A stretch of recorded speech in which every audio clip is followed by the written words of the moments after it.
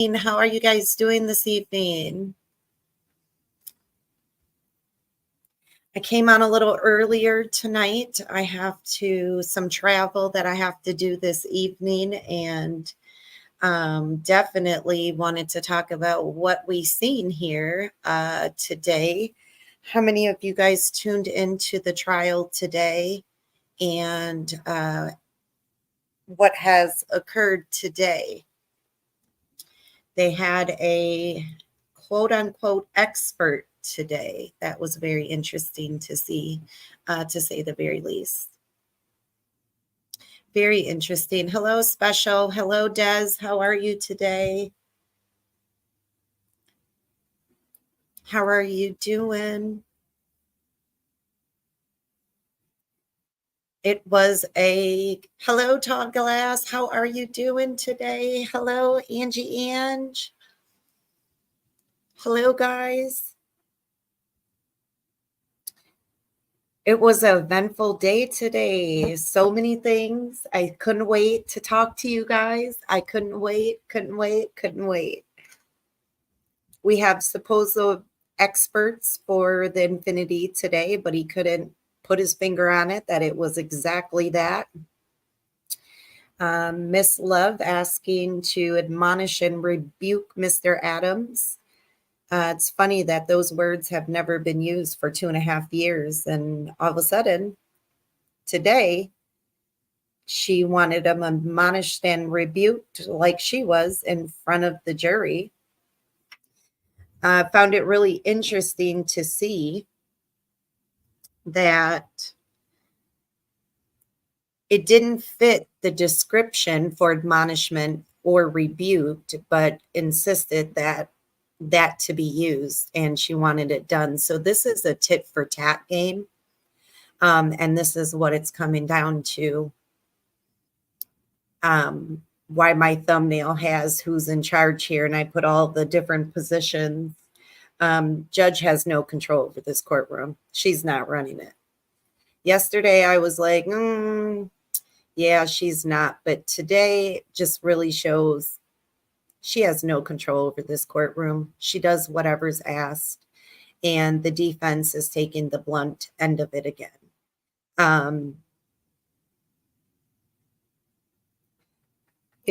Special says, if that's what you want to call him, all the way from Charlotte, North Carolina. Yeah, a lot attended. Very interesting. There was no type of specialty. And it was funny when Atkins crossed, somehow it was an Infinity, but then when Adams crossed, he couldn't make it out. So it's like, is it one or the other? Which one is it here? Nobody can make out that car. The video is horrible. Hello, Felicia. The quality of it, you can't see no emblem. You can't even really see the grill. Couldn't specify if that's the exact color. Just know it's a grayish color. You couldn't see the damage on the bumper or on the front, which they know occurred because it was on video, that portion of it during the highway thing. So what do they have here, guys? What do they have here? And are they realizing that this is the narrative that they're pushing? And they know that Woody has had possession of that car from when it left the lot to when it came back to the lot. So what are you guys establishing as the state? Because the murder is on the gentleman sitting in that room. And this is your evidence right here. This is your evidence.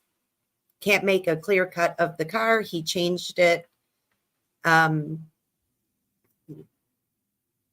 behavior from Love today was no different from yesterday. No difference. Again, she didn't follow the court orders. She was ordered to have those emails in. They did not come in. So this is like an endless story being told. This is an endless thing. It's not stopping. It's continuous. It does not matter what is happening. It does not matter who goes up there. It does not matter what witness they have. This is continuous. She's unhinged. There's no doubt about it. She is unhinged. Felicia, you are exactly correct. She is unhinged. She is definitely unhinged with the behavior. And it proved today that this is a tit for tat. And for the judge to say that it didn't qualify for an admonishment and to be rebuked, and then turn around to say, well, if I just tell him now in open court, would that satisfy? What are you doing to satisfy the state? That is not your job, to make sure that they're satisfied for a request. That is not what it states. It didn't meet the qualifications for admonishment or a rebuke. So you get into the legality portion of it, and the only thing that Weinstein can keep on pushing is 403. It's a waste of time. It's a waste of everybody's time. It's a waste of the county's time, the taxpayers. It's a waste of all of the crimes that are sitting there waiting to be processed in this prosecutor's office that is pushed aside because all these RICOs are flooding these courtrooms. If you're going to spend the money, at least have the evidence. Hi, Lisa. At least have the evidence. This evidence is so shaky and wishy-washy, and they've heard testimony that no one in there had possession of the car. So going forward with this is disgusting. Felicia says, I couldn't believe was whining about admonishment towards defense. Hi, Monica.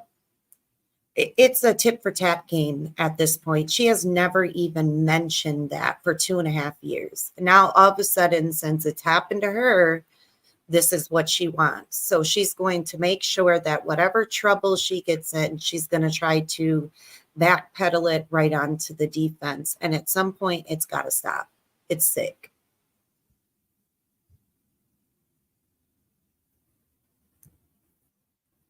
Something has to happen. Something has to happen. Something has to happen with this. This is just ridiculous at this point. It is really ridiculous at this point. I talked to Mr. Williams this morning, and he's in the same state, a state of just disgust.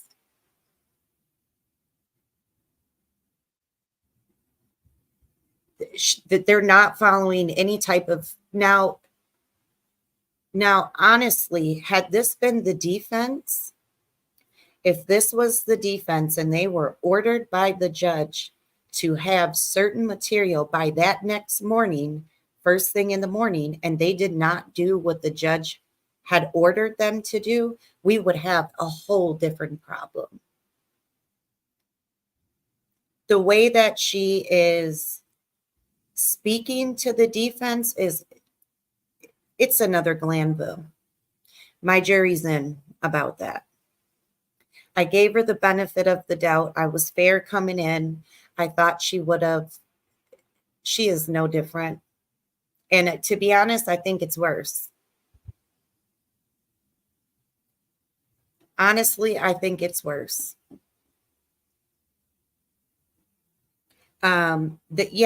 Tall glass, exactly. The emails alone should have been turned over. No way the judge should have let that go. Injustice. That's what Tall Glass says. And that's exactly what we've seen. This is exactly what we're seeing. And this is not the first time. I can tell you that the defense would not be able to get away with this. And Weinstein keeps pushing waste of time. I would keep pushing it. The judge has every single power. These witnesses are cumulative. You don't have anything but an old raggedy video that your lot attendant that did oil changes and had one himself doesn't make him an expert. Hello, Loven. There's no type of expert here. There's no type of that video quality. You can't even get anyone from the inside who's inside of there. You can't get a clear picture of the grill. You can't to even try to use that as evidence and use all of the gentlemen with these messed up, jacked up pleas. You have nothing else. There's nothing else. It doesn't matter how many people you put on that stand. It does not change your evidence. It does not change what you physically have. You physically have nothing. You have nothing, and it's sick. You have the wrong ones.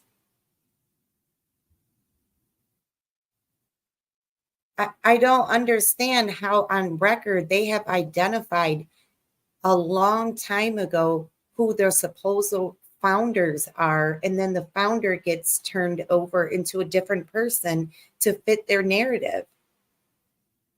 And to leave out the entire thing about the girl to make it an all-out gang war is unacceptable.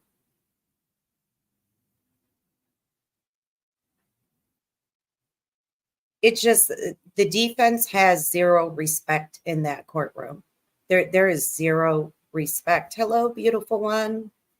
There's zero respect. And the rushing. State can take as many days as they want. And every time the cross comes, it is, how much longer are you going to be? Or we need a break. Or let's go to a lunch. I mean, you're clearly showing your hand, Whitaker. You are clearly showing your hand. And you are allowing them to make up whatever narrative they can come up with to meet their theory and their belief.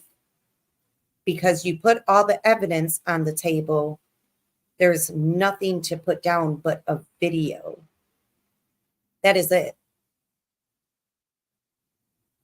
There is no respect in that courtroom towards the veteran defense attorneys, and that is disgusting coming from a judge that is supposed to have equal respect. At the end of the day, they are all lawyers. They are all attorneys. It doesn't matter what side is representing what side. At the end of the day, they have the exact same bar card. The exact same bar card. So the disrespect in that way, and the whole inappropriate question with Adams, I literally threw my pen and I got a little mark in my TV because I was so through at that point. I was so through. And now she's taking the same stance that Glanville did when it's addressing the court situation that the state is wasting time. Now she wants to address open court as a whole. That is the same thing Glanville did. Lovin, I feel the exact same way. Spot on. Lovin says, you are most certainly right. The defense has no respect in the judges with the state. I'm at work, so I'm going to be listening. I can't do that much typing. All righty, Lovin. Thank you. Well, what you can do the talk to text, and I'll still read out your questions. So we appreciate you listening in. Tall Glass says what she days at the end of, probably did at the end of court responding to Weinstein. So she's mad at cross time, but examination can take days. Exactly. There is no cap. There's no cap. We literally had a hour and a half call this morning, and all we could keep on saying is that it is unbelievable and it is disgusting. We do have more letters that will be turned in tomorrow. So as soon as they're stamped and off, I'll be able to read those to you. as soon as they're stamped and off. They're going to different places now. Enough is enough. It's definitely somebody has the battery in her back and she's not operating it. Lisa says the fake Infinity expert was a waste of time. A definitely waste of time. That's definitely a 403 all day. Every expert they've had has, I hate to say it, it's like they come off Temu. They're no real expert with no experience, no certification, no education to support or back that. Tall Glass says she don't want us to get a young teen with data entry, data time review skills, and get her numbers about the court on cross-examination, recross direct state versus defense. Exactly. Magnificent Creations. The prosecutors are sending the judge more emails for in-camera review and the so-called Infinity expert. They flew in from North Carolina with taxpayers' money, says she can't even see the envelope. Yeah, he can't even see it. But at first, he was trying to insinuate that he could see it. And then when, hi Keys, hi, stay tipsy. Yeah, and then when they put him up there, it was really interesting to see that that is the dynamic. And then Adam shut that down. You can't see the wheels. You can't see the grill. You can't see the emblem. You can't see who's in there. You can't see any of that. Keys says, have you seen Red Steels on X? No, what was that? Says, bet in camera review shows more Brady. 100%, Todd Glass. That in-camera inspection is going to be interesting because obviously there's more. What did you think from Wright today? I feel like as a lawyer and attorney, he had zero respect sitting there. No, I didn't see that, Keys. What did he say?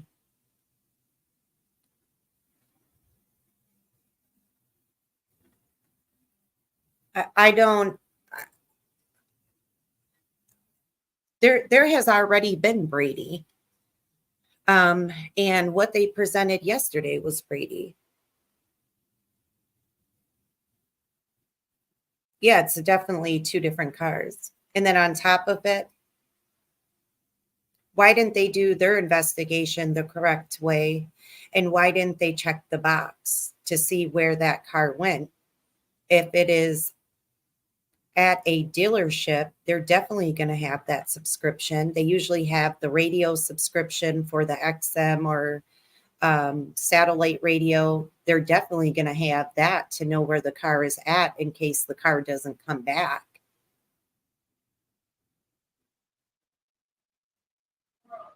But it's the amount of disrespect that is given.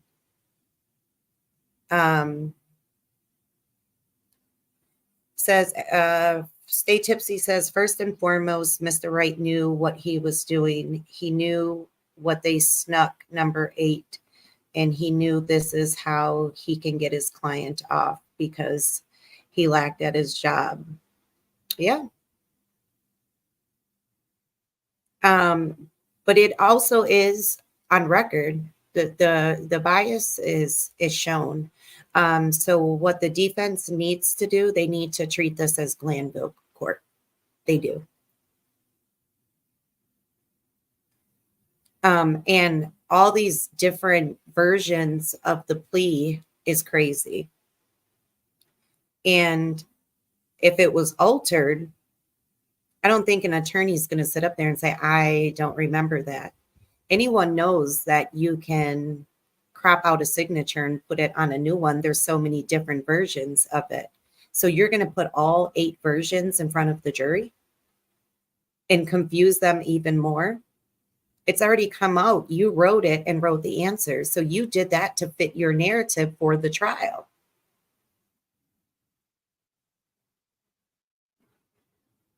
And If I were defense too, I would immediately stop them using artist names immediately. They need to be addressed by their name. Mr. Williams, Mr. Stillwell, Mr. Kendrick, whatever that is, but their artist names, they have already been violated on the use of their lyrics through their artistry. But there is no reason, unless they are referring or trying to connect something they're presenting with a name from a video or a report to whatever defendant it is, but they need to stop using the artist names.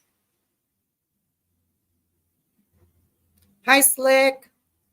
I know I had to come on early today. I got to go to another state tonight. And Can is still out running. She was still taking care of things, so I didn't even bug her to get on. I've been fuming since we closed out this court today because this was far past disgusting. But the jury's in for her. I mean, we the people as the jury, she is Glanville, I say 3.0. I gave her another point today. I did. The amount of disrespect that the defense is now being handed to them. And you know what? You can't even say shame on them for giving her an opportunity to show different, but there's clearly a different picture that is happening behind the scenes. There is clearly something else happening that is changing the narrative. This judge has no type of professionalism. The laughter, the jokes, and all of that other stuff, I would actually bring it up. The little smart remarks and under comments and finishing off everything for the state. And then today she was like, well, I'm not going to do that because, well, that's your argument. Well, you already said it. So you already gave her the argument, ma'am. But I think that you now will get the same respect that you're given out. And how you're dealing with certain attorneys in there only makes you raise your eyebrow. And if we would do less stroking the ego and more of being honest, we wouldn't be here. I mean, you allowed a lawyer. Love is an attorney, whether she's a prosecutor or not. They all have bar cards. They are on the same plateau. To badger the witness, to intimidate the witness, to get loud, to have smart remarks, and who are you talking to? You heard that was a direct comment. And then the judge covered that by, okay, let's take an early lunch. That doesn't solidify the action. And all of your cute little rules you came in with, no one is upholding those but the defense. You have allowed the prosecutors to have lack of candor, to be late on numerous times, not to say anything, hold Brady, have ex partes, find out about another ex parte, didn't turn over another report, didn't turn over there's another potential person, none of that. The way that she dealt with Adams today literally made me want to throw up.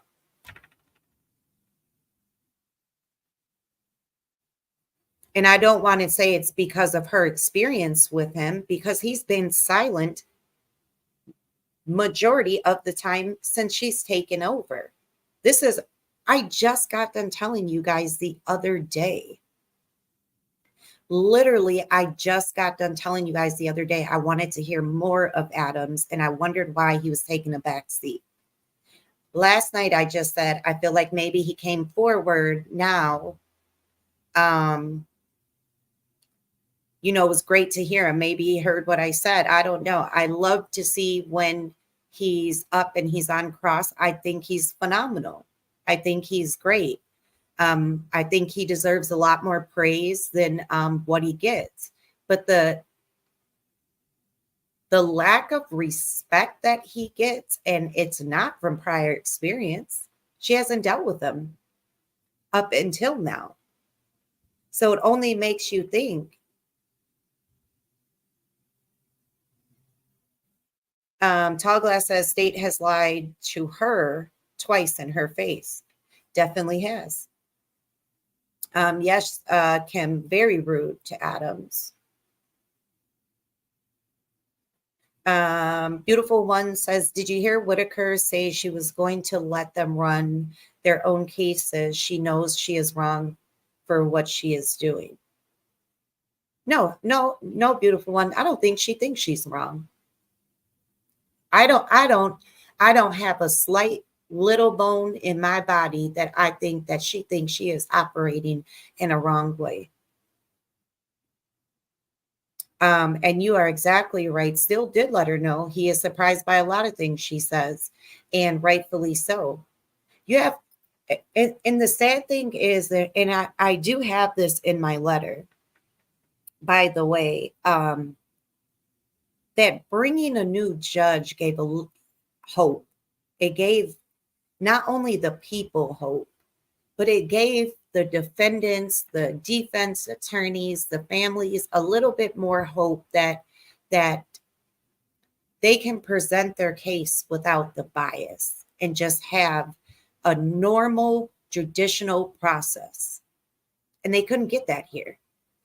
And she came in laying all these cute rules down, and this is what it's going to be going forward. There is no more laptops approaching a witness. It has to be printed. We see that happen every single day. Every single day. On time, no food, no this, no that, no nothing of flavor, water, or if it is, it needs to be contained. Well, we seen yesterday, Miss Love was able to set up shop.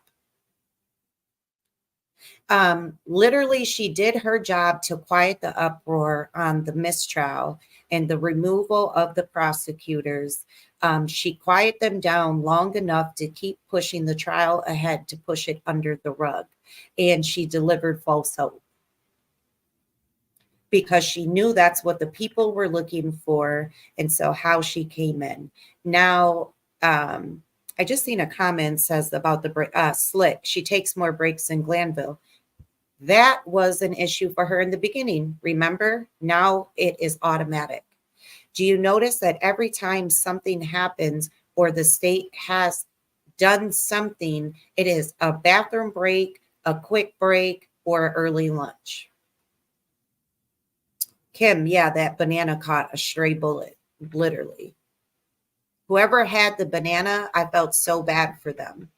And speaking to another adult like they're your child is the first mistake. They are still human. They're still professionals. They're still attorneys. Oh, Magnique Creations. Oh my God, do not even get me started on the remark about the victims in the case from Mrs. Love. So I got to read your whole comment. It says, what about Miss Love's last remark about the victims in the case? Thank you, Judge, for not rushing this case and ensuring everything is handled properly. 2.5 years, ma'am? Rushing the case? We've heard of a victim, and you don't even know who that victim belongs to, because that victim death has been passed around to numerous people. Who are the other victims? If you look at all the calls and the shootings that were coming in, they were the damn victims. They were the ones getting shot at.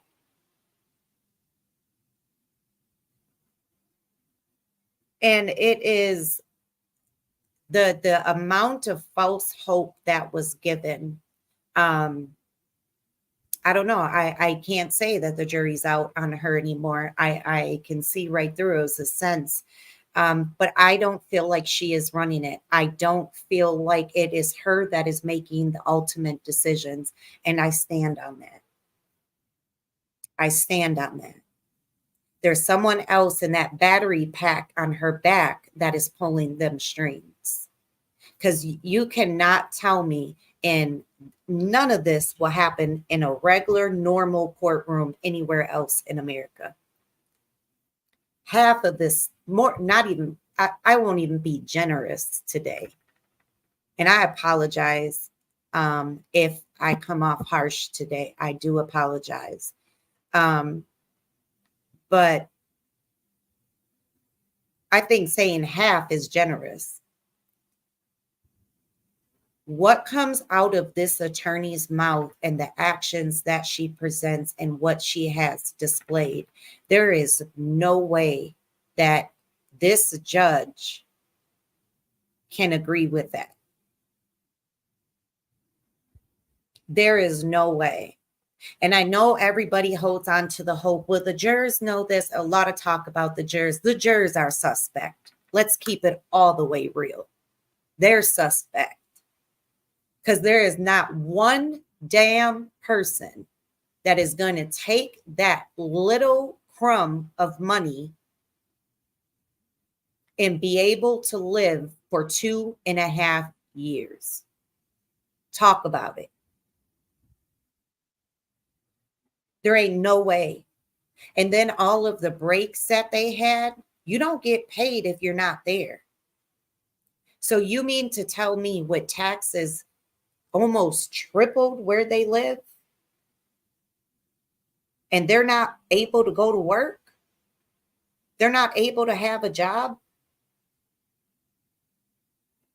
You got to remember, employers don't have to pay you any type of pay if you're on jury duty. And when it's this length of time, no, they're going to opt out. It's sick. It is really sick. I cannot see that many jurors sitting in a box taking that amount of pay on an everyday basis for that many months, weeks, days, years, and be able to live and not be out on the street.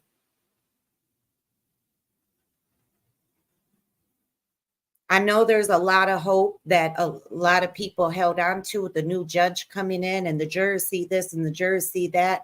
Jurors are suspect. Because if they did put in hardship claims, then why haven't they been asked to be able to leave and get off because they're living? They're not able to live. You have to be a Fulton County resident, and we know where their taxes are. How are they paying rent? How are they paying water? How are they paying lights? How are they paying food? If they have children, how are they paying childcare? Paying gas? You got to pay for parking down there. What did they say? It's $20 a day. So damn, what you're paying me, I'm leaving with $5 a day. And you think I'm going to keep on showing up and being here just all wide-eyed and perky? No. My home is hurting. The funds are down. The money is low. The food is low.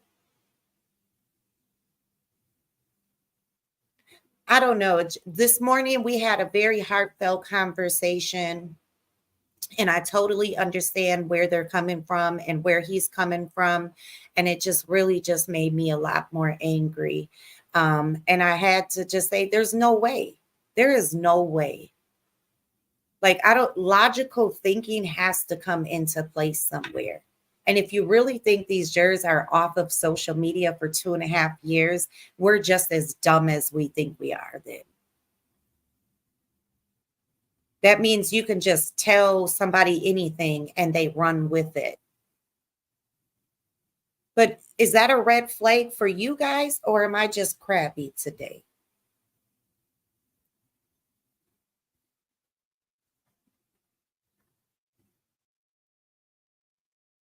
It just, a lot of things are not right. And then you're allowed to have this unhinged prosecutor. And I think she really thinks that she's a judge still. I really think that she forgot that's not her role anymore.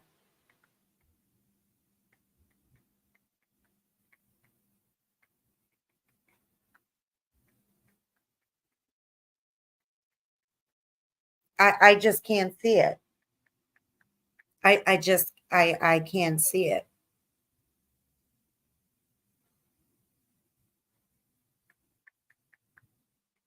I can't see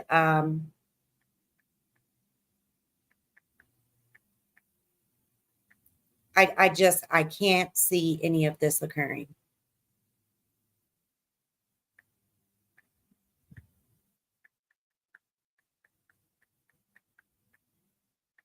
I'm not in understanding the what she's been allowed to parade around and do and unhinge. There's not even a slap on the wrist, on the hand. We're not even seeing that.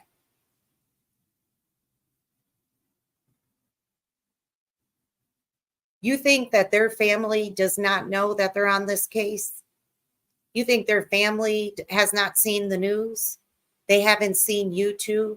They haven't seen Facebook. They haven't seen TikTok. They haven't seen Twitter.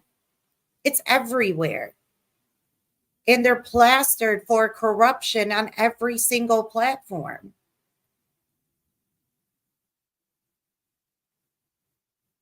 There's something else. Like I said, there's a battery pack in her back, and it ain't her running it and pulling them strings. And the amount of finishing off and telling them, well, you can do this or rephrase, or it's not a rephrase, or you can do it for this, but not for this. If they can't figure that out, that's on them. But that is not for you to give the answer. But I really think she's stuck in a judge mentality as if she's still a judge. Because you do have a judge in there that has the title that is acting differently. There's something else coming behind this for this. There's someone else navigating this. She is not the true judge over this case. She is just the present body that is sitting there to fill that seat.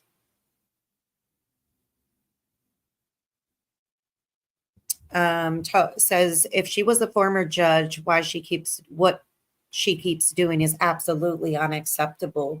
Yes, would she allow that? And to think to even add more injury to insult, or insult to injury, or whatever. I'm confused today. It was for juveniles. Can you imagine her over a child's life?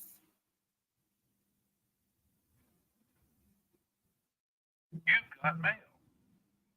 It is so disgusting. It is just so disgusting that this is where we literally are. This is where we're at in the trial. This is what they think is completely normal, and this is what the fresh breath air that the nation was waiting on is this. Slick, she lost seat. So there is a difference. I mean, you don't see it too much going from a judge and then running for a DA and then losing and then going as a regular prosecutor again and then getting the title as a chief. But there was something that Mrs. Willis seen in her to give her that position.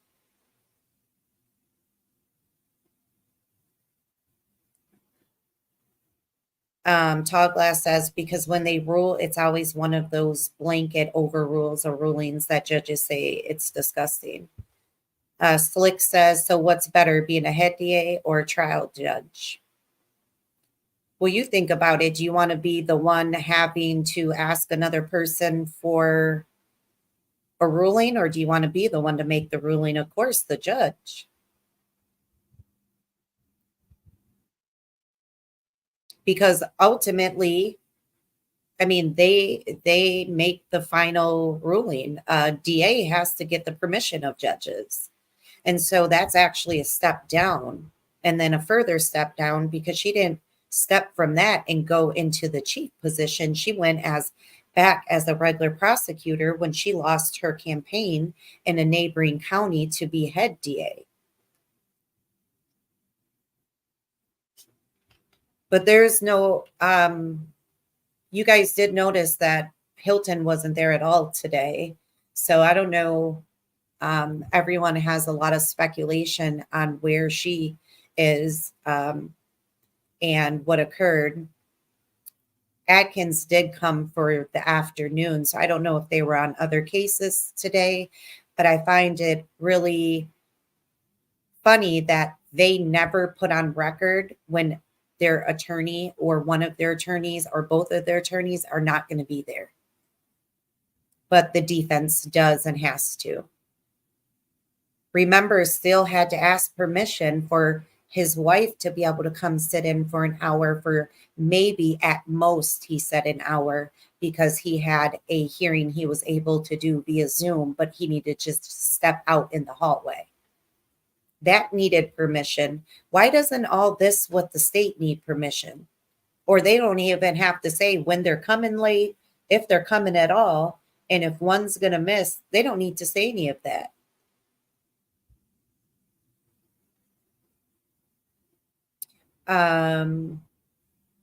Tall Glass says, or Slick says, just seems like that all be listening to Fani. Tall Glass says, it's crazy no branch or justice can step in with these issues going on out of a statute halt to it. Yeah, Tall Glass, there is a lot of people that can step in. You just have to get the right ears involved. And you have to submit it to the right ones. And that is where everyone kind of gets confused, because they work as, it's kind of weird on their tier status, because obviously you have the prosecutor counsel that they directly report to, but you also have higher that you have to reach out when these type of injustices are involved. What I can tell you guys is that 2 advocacy centers have just joined. They have been very quiet. We're unsure if they were going to, but now they have decided that enough has been displayed that they do want parts. And so there are different people who have just come on board. And I really think that it's going to make a really big difference. And then also, obviously, pleading with the Senate, and then, pleading with Washington. And one of them is on the 25th. And so when, we say,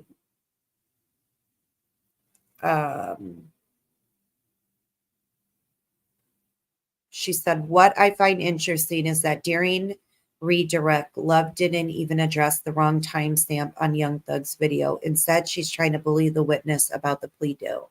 Yeah. Tall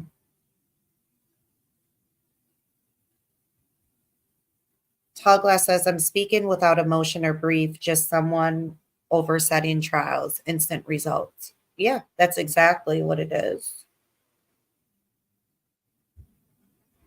But how can you give all of that information? She said, I meant to say, per this judge, a trial date was set. For which one? Said she's getting that discovery for YSL together. Those attorneys don't even have discovery in power. This trial, they have a trial date. I don't know. Oh, the severed defendants? Yeah, that's insane. And then when she said they're all represented, it's like, no, when all the plea deals were put on the table, there was an attorney that stood up that says, no, I'm here to represent this person. And then they said, oh, you were also given this person. So if it's at the area of plea deals being negotiated, and that defendant, particularly on the separate case, had never even met with attorney, how the hell is that supposed to happen? How does that come before the other? And riddle me this. Why is it the same two prosecutors that are on the YSL case, the severed case, Young Thug's brother's case, his nephew's case? That doesn't seem odd. His brother was set for trial yesterday, and those two showed up in the courtroom. How are they going to do two trials at the exact same time? And why can't that be reassigned to another prosecutor within your office? It's not for familiarity. It's totally separate and not even the same. It's not even a severed YSL 2.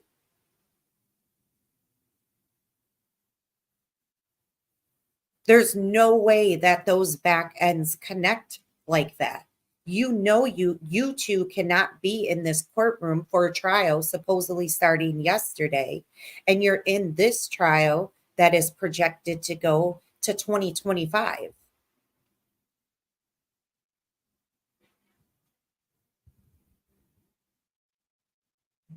And when Hilton was in there for the plea deal, what did she tell the judge? Todd Glass, set him over for trial.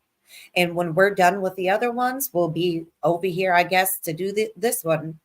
And it was just a, oh, well, snarky comment.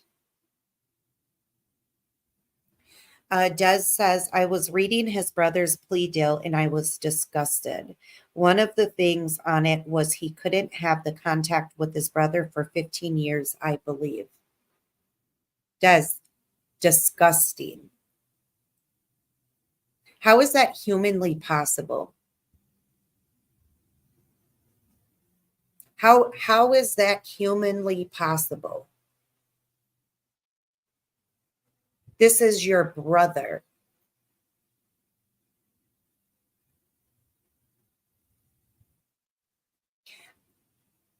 And this is exactly why now others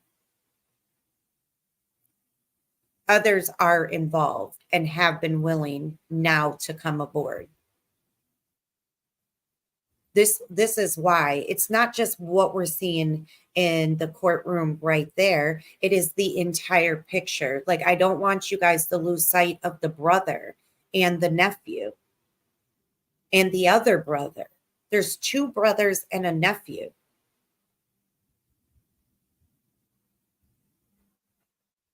And it is the same two prosecutors. So when they were late to court yesterday, that's because they were coming from that courtroom and they had to put that off because they needed to be in there. But what did Atkins say? They were in the elevator. No, they were in a courtroom for another family member.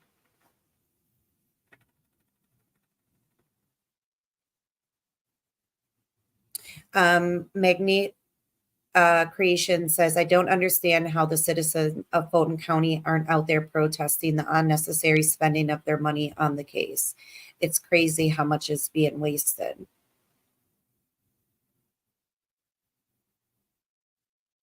Todd Glass said, that's why we still have their ongoing investigation. Like, what the F, you still investigating? Well, what they're trying to do is take all of these cases and trying to get whatever information they can. And it's like you're not doing anything big here because evidence is evidence. And what you have is what you have. You can't make it greater than what it is. You can't make it less than what it is. It is what it is. And when you drag it out, this is what you get.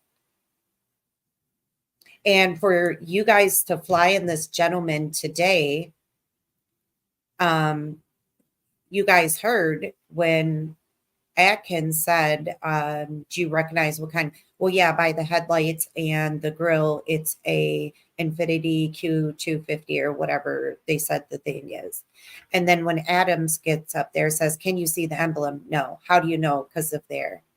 And then when Adams started questioning him, then it came out. Yes, no, I don't know that that's a car. But this is going to Tallglass exactly right. You said they're going to reuse this evidence on that second trial too. Here's the thing though, Tallglass, I said the exact same thing. They're going to recycle this and keep on recycling this and keep on recycling this. This is exactly what they're going to do. They're going to keep recycling this information, and the exact same thing that they got and testimonies that they got from this. You think that their defense attorneys is not going to do that? And Fulton County should not even have the ability to be able to prosecute this case once Mrs. Willis had took over as a prosecutor, because her last client as a defense lawyer was Mr. Mondo, who is AKA, quote unquote, he has identified his own self as founder. So how do you dismiss that and put another founder in position because it meets your narrative?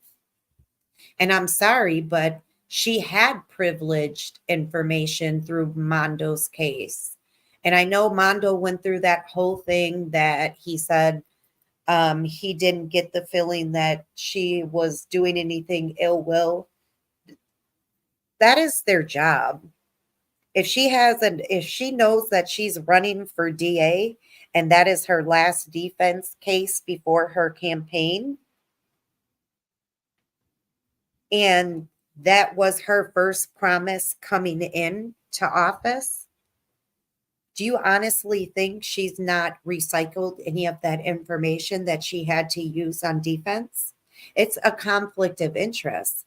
This case should have went to a neighboring county. And I was told this by a very higher up.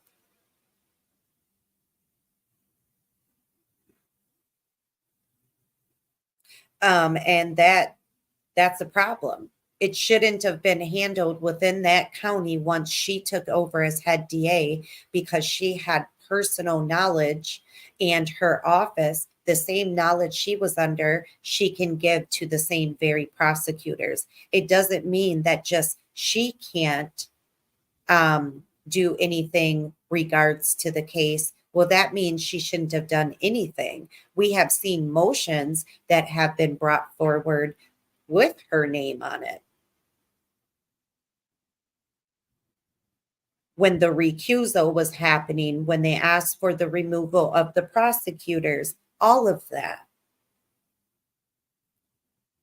It shouldn't have stayed within that county because there's significant conflict of interest. Significant. And I know that, there are relationships of, some of the attorneys with the state, and they've known them for a long time. Some of the ones that were representing, that holds no weight.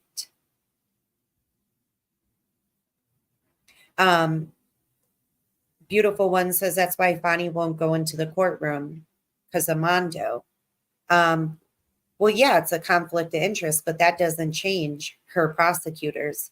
The same knowledge that Mrs. Willis is under is the same knowledge her prosecutors are under, because Mrs. Willis is the one that is calling these shots on this case and the other cases. She is the ultimate shot caller. She is the one to say yes or no. She asked for the indictment. She had it signed, sent it to the chief, and sent it up and had the grand jury and brought it back down. And when she needed to put motions for her prosecutors, when there was errors made in the case, she sent them in with her name. That still should be a confrontation conflict of interest clause. It is a county conflict of interest.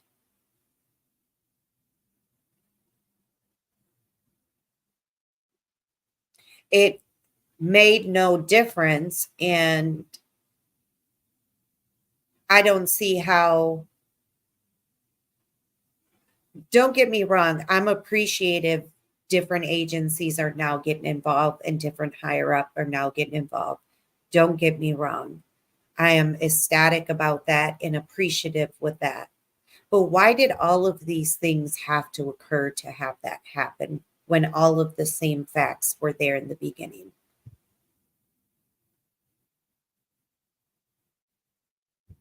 All of those facts are still the same.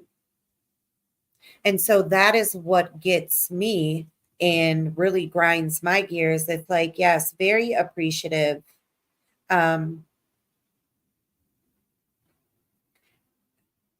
Very appreciative that they're open, willing, and ready now and want to do that. But it's like, why did it have to get this far? And I think Mr. Weinstein said it at the end, and it's so great. And he was like, Judge, I wouldn't keep pushing this 403 if my client was not on Rice Street. That's exactly right. And I would keep pushing that for every single one of them. My clients are incarcerated still. They have not been eligible for a bond. And I would keep on comparing it the same way that they held all of the defendants that were taken off with their plea deals. They had the exact same issue in court. They could not get a bond. And because they were so dangerous, and it changed the moment they did something for them. The danger left. Gone. Null and void. It didn't matter. It didn't matter. And so Shart even made that reference. Weinstein just made the reference of his client being in Wright Street, but that is 100% facts. That is 100% facts. And the information that was given during Mondo's trial is damaging because that was her firsthand knowledge. Do you think she did not share that with Love and Hilton and Adkins?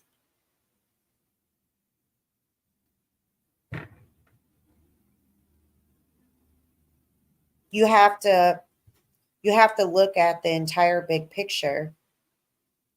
And how would it have the same two prosecutors coming to prosecute a family members if you know that you're stuck in a trial to next year? How is that even physically possible? So it's okay to stall another defendant and keep them, several defendants, because there's 3 of them, allowed to keep them stalled and their cases pushed off because you're prosecuting them and because you don't have the physical time to be able to be in there prosecuting. It's okay to extend them and put them on the back burner to wait until you're done with this. How does that not violate their rights and their due process?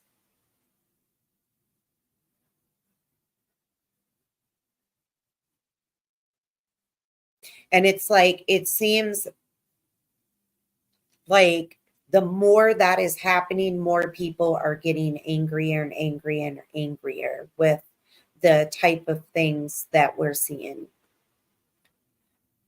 McNeek Creations says Adam called them out on that today and still mentioned that Woody was listed as one of the top 10 most dangerous criminals. Yeah. And that wasn't for the county, that was for the state. But any other trial, if you have a car that you're pushing, that you have a video that you are pushing, that it is the same exact car, and you have a person that has said on the stand that is a state witness that says, I was in possession of that car, would you still see the trial happening? Hello, Blue Skies. Would you still see the trial going forward? It's like they have to. They can't put it on him again. They already did. And they had to dismiss it because of lack of evidence. So it will be double jeopardy to bring it back again.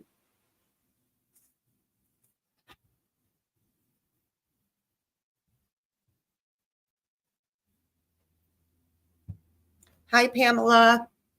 And also for what is the other person. There's another person that had came out and said something in reference to that. I think it was Westmoreland that brought it out as well. But it just makes you go down all the lines and see exactly. And you wonder why the family is under so much stress. I mean, particularly Mr. Williams' family. I mean, they came in and scooped up all the brothers and the nephew, the grandson. Nobody's covering that. Nobody's talking about that. I mean, and then you put it in plea deals that they can have no communication for 15 years. It's like, how?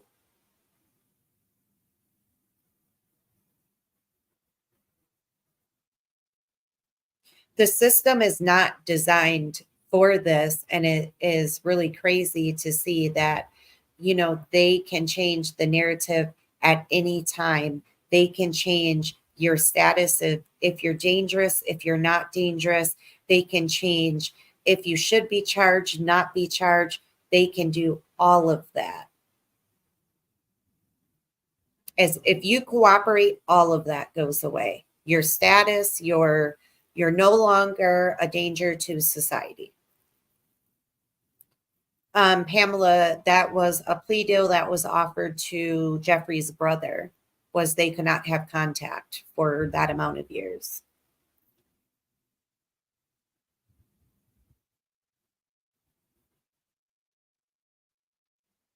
And not to mention, he's also with disability. Deaf and mute. So the protection of him is going to be great because any sibling is going to protect any of their sibling that has any of that. It is disgusting. Hi, Aries. So it brings you to look at the entire picture. And I know we just hear about Jeffrey and the other defendants that are there, but it is Jeffrey's family in particularly is under a direct target. A direct target because they have all of that wrapped up on that side. But there was nothing to indict them in this trial, so they have their own separate. Pamela was supposed to start yesterday with the same two prosecutors, but they pushed off the other one to come back because they were late to Jeffrey's. Nobody knew that yesterday.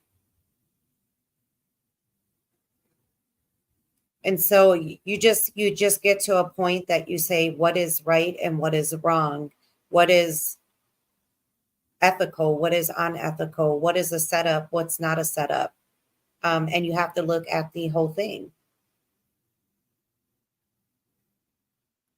It's not right. And I get it.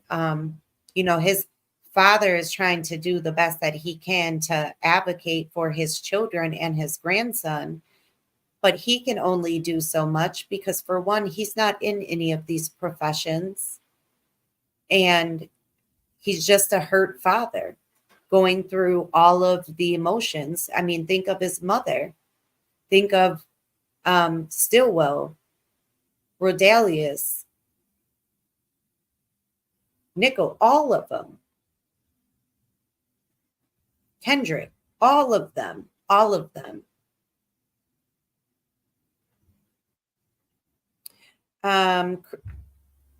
Magnique Creations, I believe you said, why aren't the defense attorneys submitting motions for a mistrial with the latest Brady violation? I believe they're waiting for the rest of these emails since Mrs. Love was ordered to have them by this morning and she did not. And we are watching this judge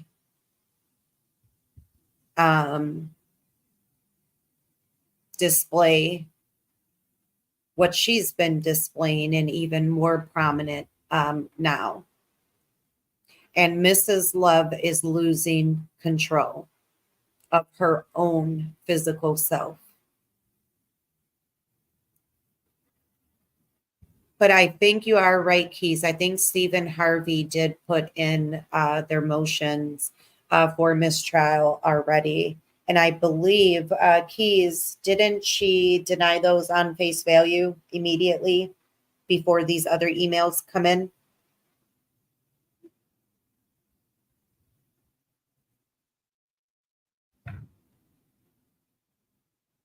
Oh, you did, Keys? Were you able to get them to see what they were?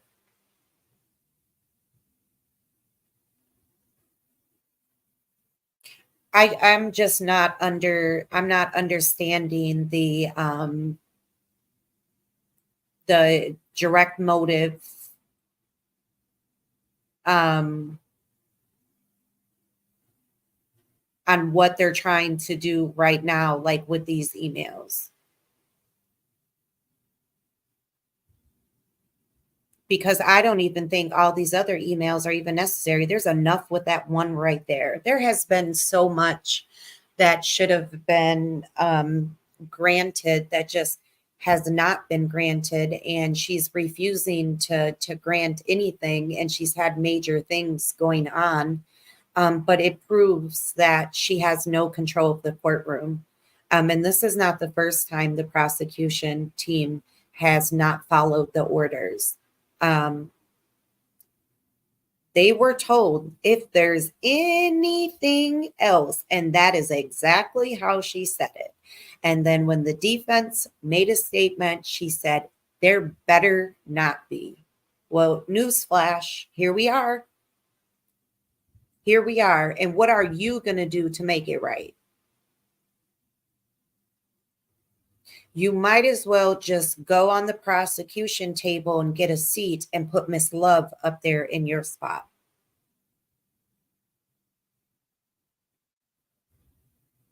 Says the transcripts are made up. They can't understand, and the state put their own words in. I don't understand it. I don't understand how it can be allowed continuously, and they get away with it. There are no ramifications, no remedies, and now she is out for the admonishment and the rebuke, so that way it could be equal on both their behalves. And so that lets you know that she's just chasing that whatever sanction she's getting, well, still got jail. He had to get arrested and had a jail sentence imposed, and he had to have that embarrassment publicly done to him. Why is she not? Why is she different?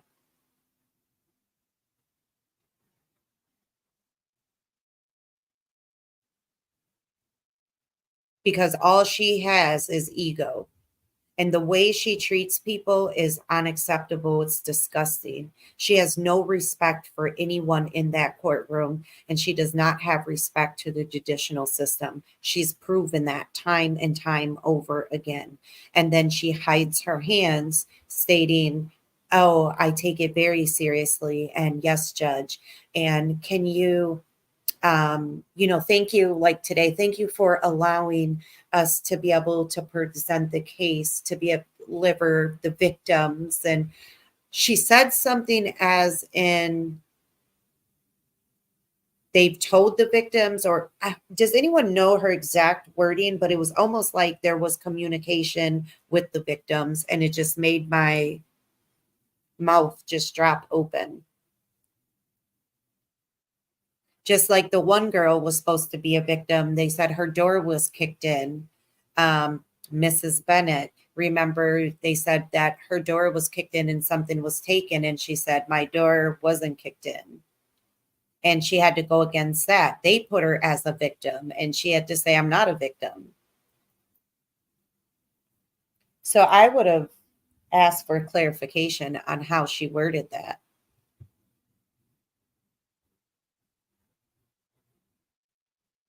There needs to be a lot of pressure at this point, because the way that the judge is handling the defense, there's no reasoning for that.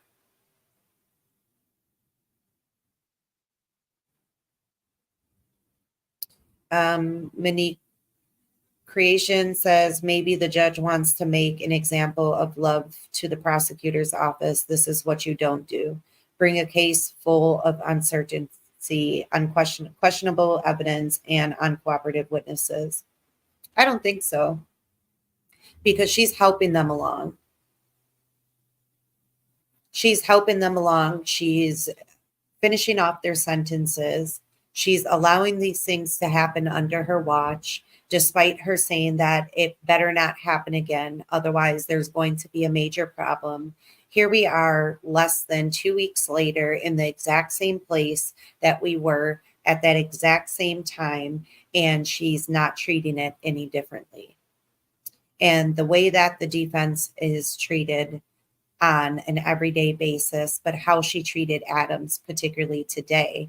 How do you say, when Miss Love asked for that and she read what the statement was and says, well, it doesn't fit admonishment or rebuke, and then say, well, would it make you happy if I admonish him now in open court, but not in front of the jury? Why are you giving her what she's asking for, a tit for tat? Because you know that is what you did to her a few days ago, and that has never been an ask of the prosecutors at all.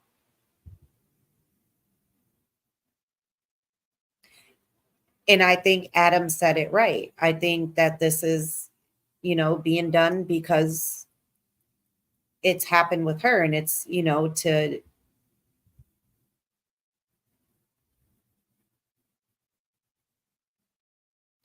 I'm not understanding the difference.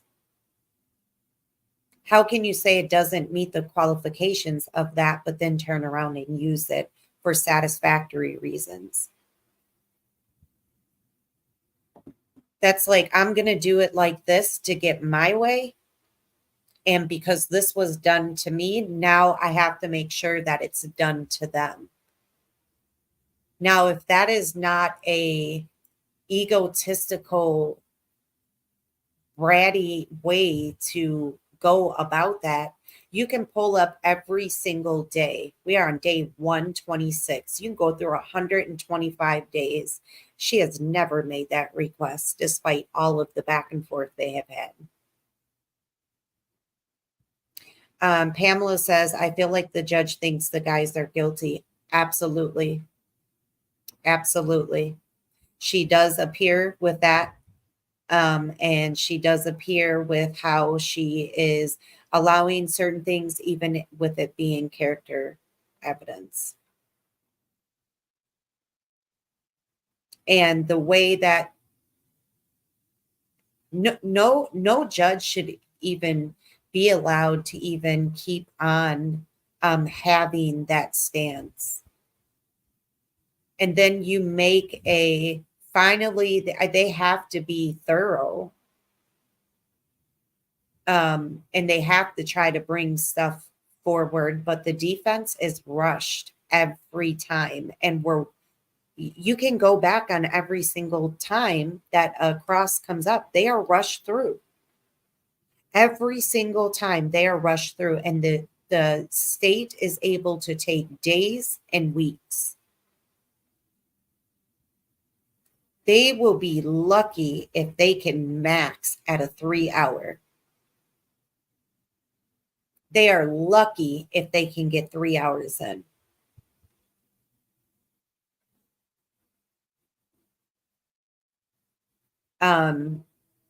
And the state can literally do a redirect and cover all the material that was covered on direct. And then some more.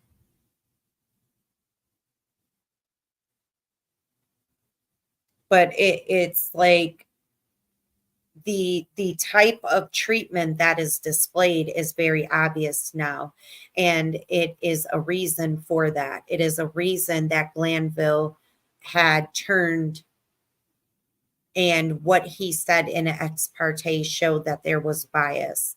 Now this same judge is operating and has turned the narrative into the same thing that Glanville was doing.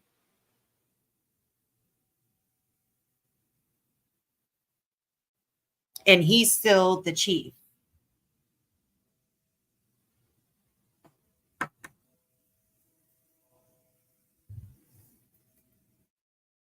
Regardless of what the job title is,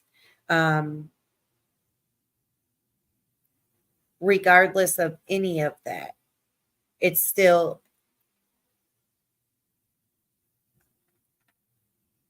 I think that something had to have been told to her, or to have her change her narrative from how she came in.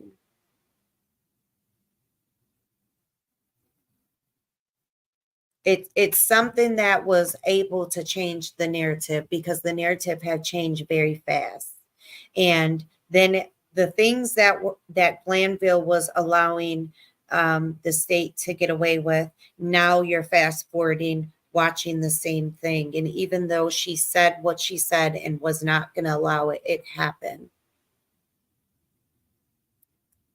Keys Mobile said Miss Love is just a walking disgrace to Black women, to the job of being a DA, being empowered. It's disgusting.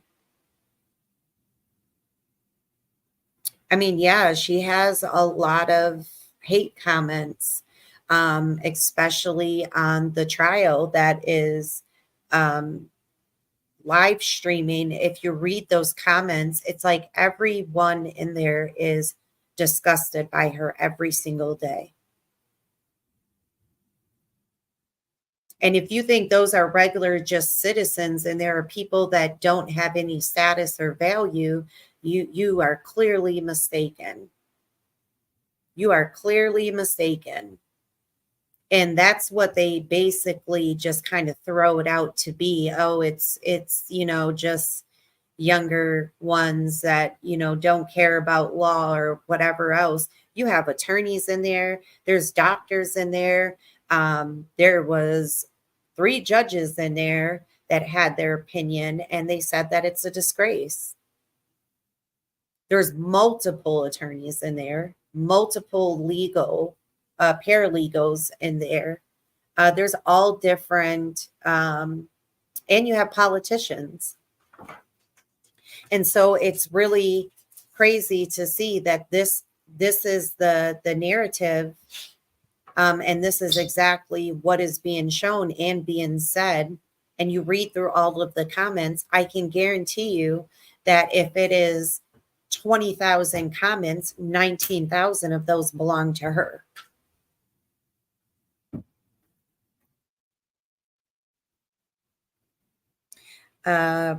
Keys Mobile says Brian Still said they were using dark psychological tactics in this YSL case. Yes, it's called manipulation and falsification.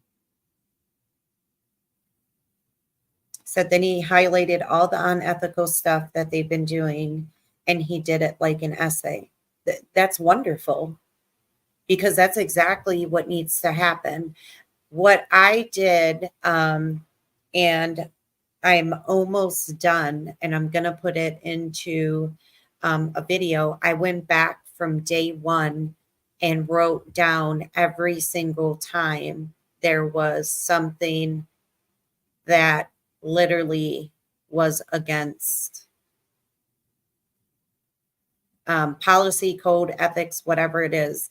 And literally I'm already, I think it's like 35 pages in, and I'm nowhere near the 50 mark, 50 days.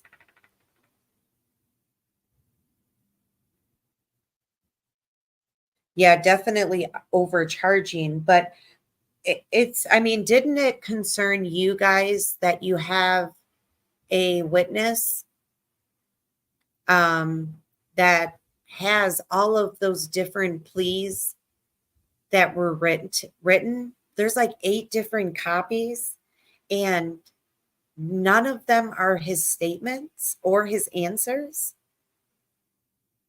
None of them.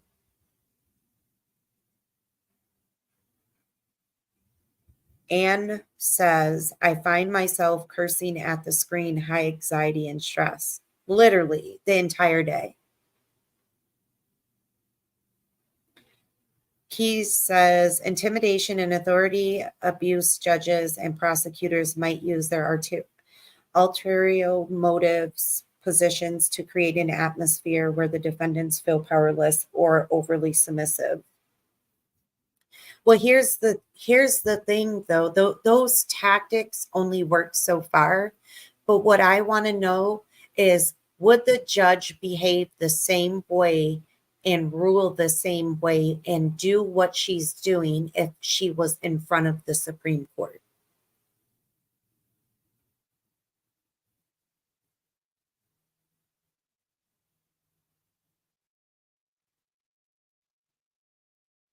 So would it be the same?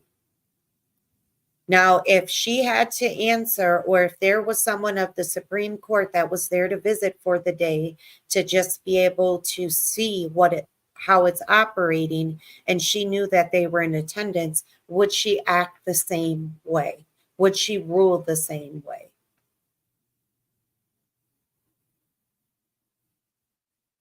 Pamela says at Levin, no, he's been out of the hospital. He took off. He's out of state. They can't find him.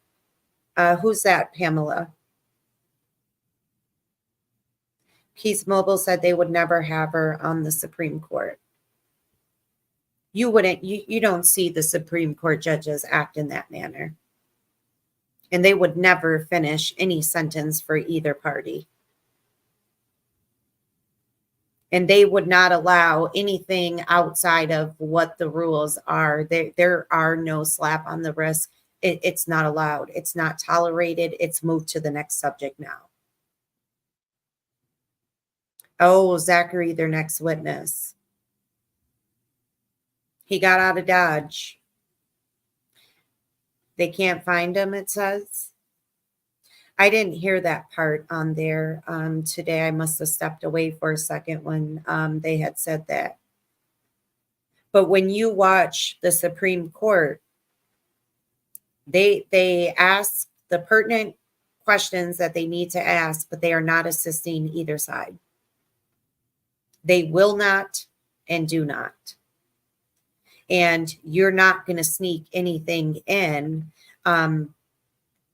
Imagine Mrs. Love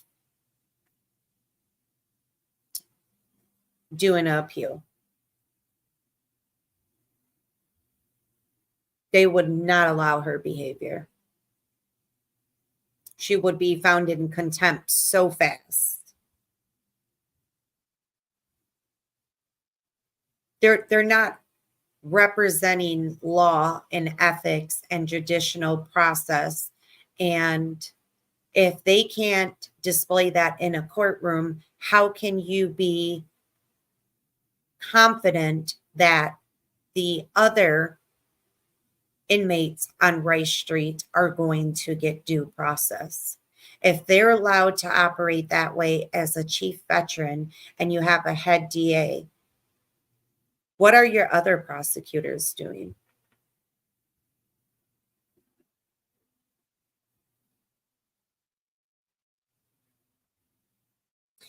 Keith says, I think that's where Hilton has been looking for Zachary. Well, that's going to be hard then if I thought they said he was in the hospital or something and was not doing well, something along those lines.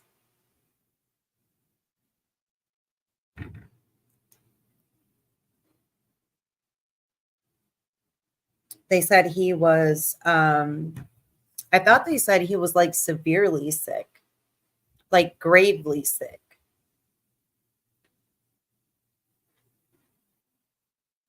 Felicia Fee says, I heard them saying something about locating a witness yesterday and today.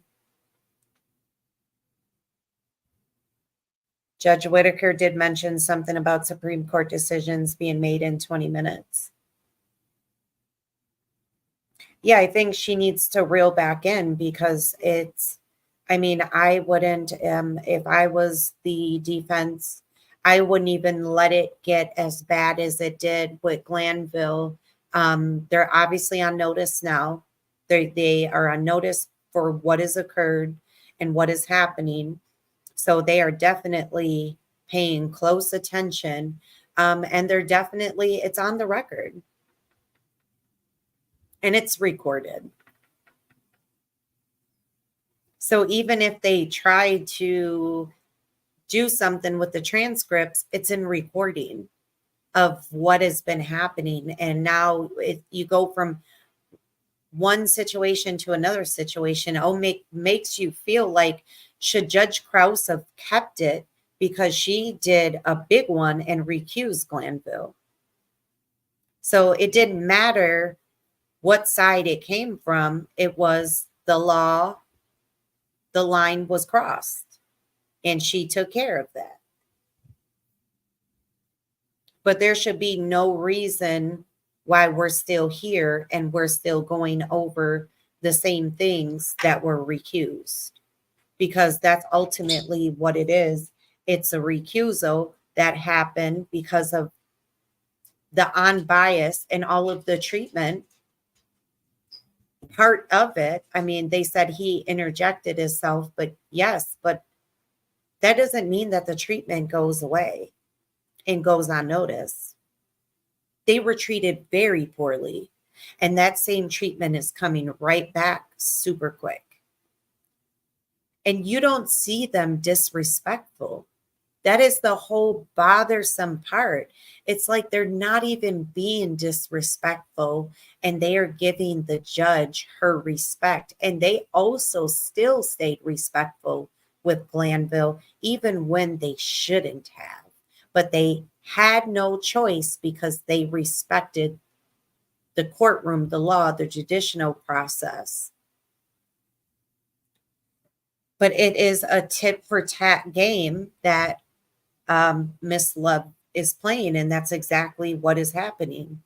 And that's exactly why she was asking for what she asked for today, that we've never heard her ever ask for in 2.5 years. Pamela says, I guess they wanted it with this judge all along, had to be planned. But it's funny is in the beginning, you seen Love clean up that behavior immediately.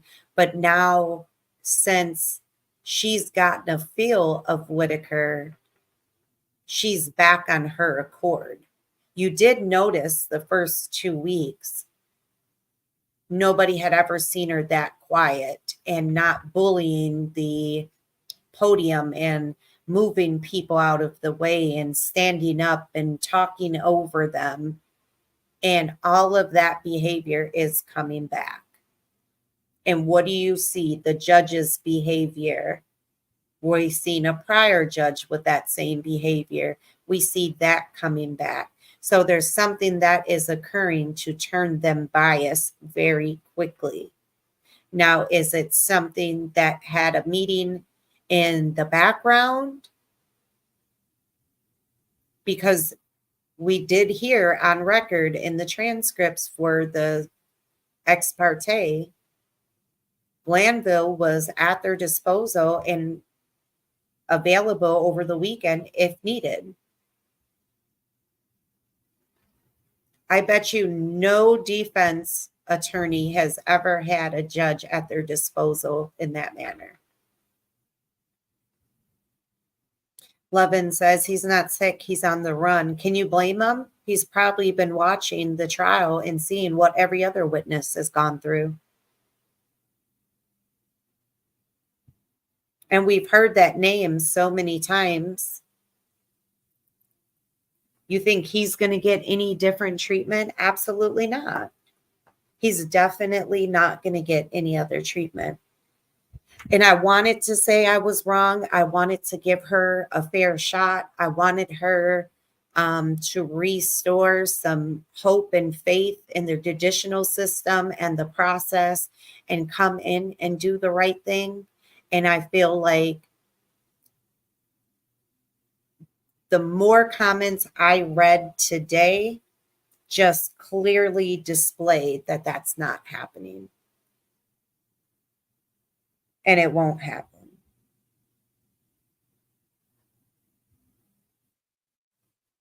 Magnificent Creation says, I think I heard on someone's blog that Zachary has sickle cell syndrome. Not sure how accurate that is, but it might explain his current situation.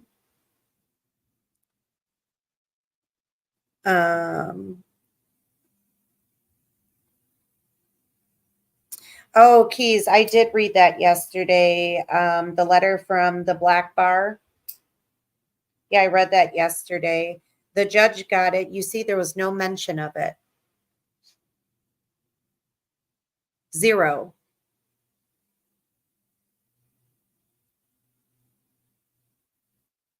Oh, you think there was a warrant issued for him? Well, you see, they did that with Bennett too. You know, that could be a sticky situation too, though, because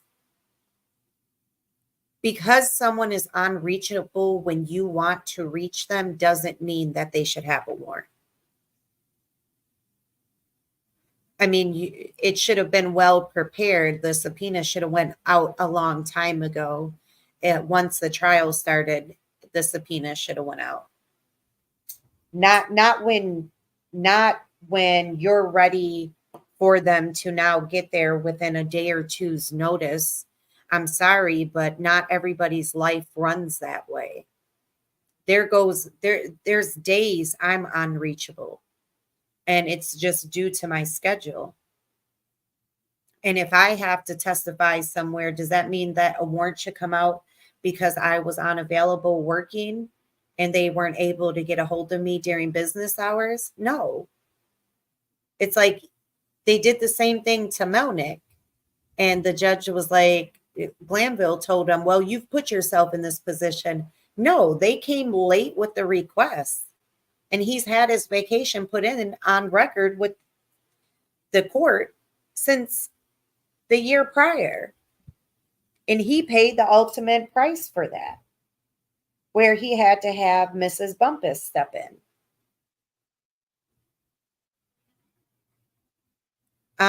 Even if you do have a plea deal, it still doesn't mitigate that they didn't give him a time frame. They didn't know when he was going to be able to testify. They spent months on Woody.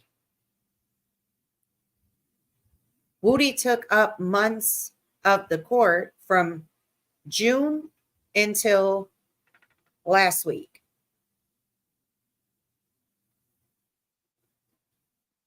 June until last week, and caused a 2-week delay on top of that. So even though they did give the plea deal, yeah, that is fine. But if you got a plea deal in 2022 or 2023 and you come back a year and a half later, or even if it's 6 or 8 months later, and you say, on this day, I need you, well, where have you been all this other time? So I'm just not understanding. There's no way for it to happen the way that it's happening, and to say, we need you at our disposal right now. If not, we're sending out all these extra forces to come get you. That's a waste of resources as well.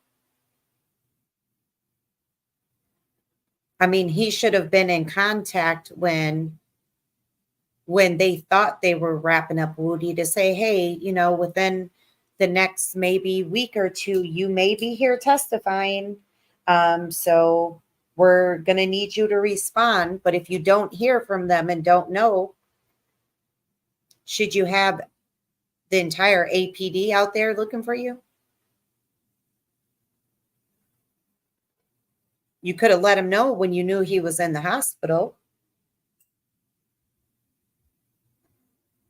I mean, you knew his location, you knew where he was. And if he was sick enough to be hospitalized, how do you know that he's not sleeping? I know my daughter, dealt with sickle cell, deals with sickle cell. She's had tons of blood transfusions. She's had to, do that. And she would sleep for days, morning till night. Get up, get something to drink, try to eat a little bit, take a bath, and go right back to bed. Her phone will be on the floor, literally just there, and she would just sleep. That is not uncommon. And any medical doctor could attest to that on his behalf. How do they know he's not home or at his girlfriend's or wherever? I mean, just sleeping it out and recovering. I mean, I know that's what my daughter did. Morning to night, she would sleep after her transfusions or after a sickle cell episode. It happens. Said some of them have even lost their jobs. Exactly. And you have to think, is that realistic? And then they said that some of the times they didn't even meet with them when they did have to leave their job and go down there. I mean, it's the lack of respect for people's lives and because of lack of preparation. Like, be for real. This is lack of preparation. And this is why it's happening. There has to be one damn person in that office that is able to coordinate this. I'm not understanding, how is Love responsible to be the IT tech, the head of this case, dealing with all of the evidence that she's trying to put together, deal with the witnesses, take her notes, doing redirect, having to find them, having to try to chop the videos up, having to search for emails, having to get somebody to make a copy of it. What do the people in your office do? Because if all of this ultimately is on you, then what is your office doing? I mean, it's bad when you have the judge ask her, who's in charge here? And that's why she had that in the beginning, is because that's an embarrassment. If you know that you are a chief and you know you're on a high profile case and you are leading the case, you're the one that did opening statement. Ultimately, you're leading this case and you're asked directly who's in charge of this case. Further let you know that you're not doing your job. And you've had the judge to tell you your co-counsel could be taking notes. What about the youngins that are at the second table just laughing on and off all day? They can't take no notes. They can't go make copies. You can't forward them the emails to print out and go make a copy. So that way, less giggling time, more learning and being resourceful. Ultimately, if you're the person in charge, you're supposed to be calling those shots.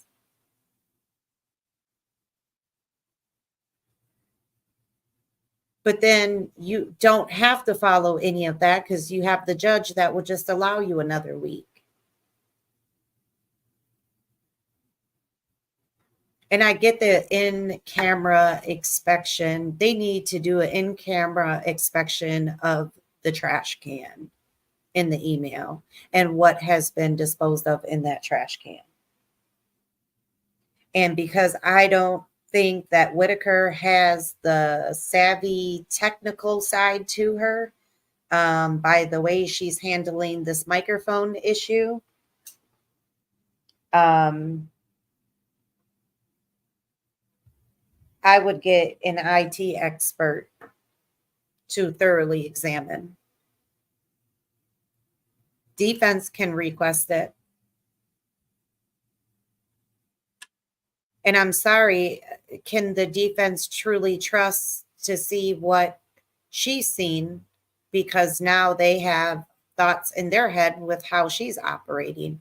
Can they trust that if she does see something very appropriate, that she's going to relay it and let it out? Or is she going to sweep it under the rug like she did the other one? Oh, well, you got it now, so it's not Brady. Which takes away from your investigation because then you got to go all the way back through it.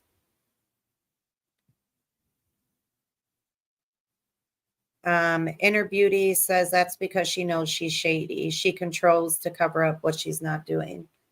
That's exactly what's happening. And they're allowing it to happen that way. They're allowing it to happen that way. And I don't think that it's going to make it any differently. I don't see, I'm going to be honest, I don't see Zachary on the run. If he was hospitalized, and I know they did an update like a week ago, he was like extremely ill. The defense couldn't even reach out to him. And it was like not a good situation. I highly doubt he's going to put himself on the run. So when he does get locked up, he's automatically going for 30 years or 25 or 35 years, whatever his probation time was. I believe it was 30 years.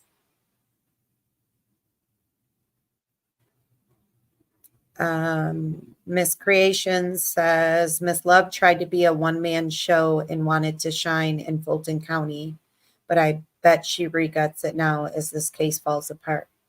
I mean, I would, like I told you, me as just professionally speaking, and I am not a prosecutor.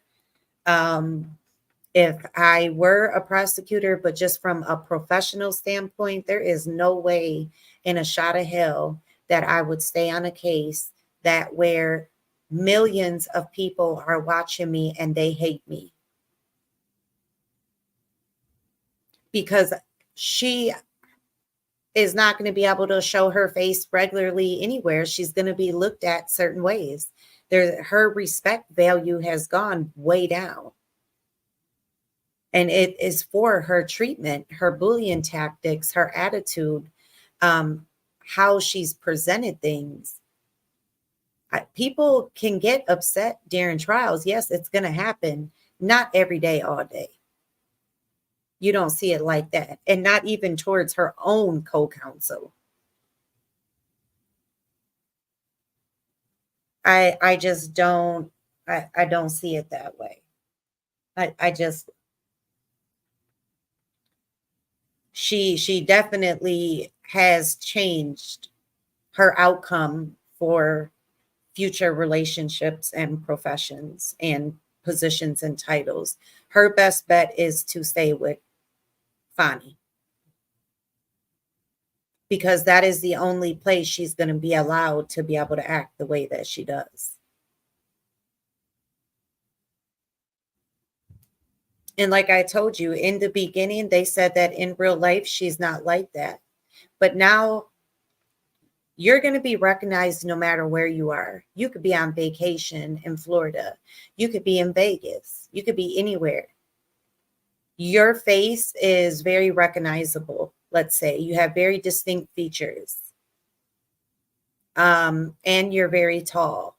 So you're easy to spot. And you're going to have stares left and right. And it's not because you tried a case, it's because of your characteristics and your unethical behavior.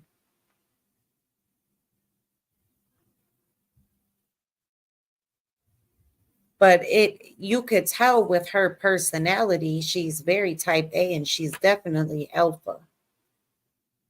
I am very surprised to know in my mind that there is no way that her and Fonny could get along because they're both alphas. But then you have to look on the flip side. She did something right with Fonny for the chief position.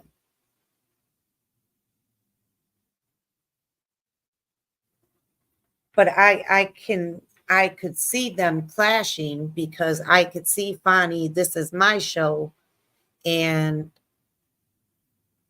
Mrs. Love is stuck in her judge days. And you can very tell that she's stuck there.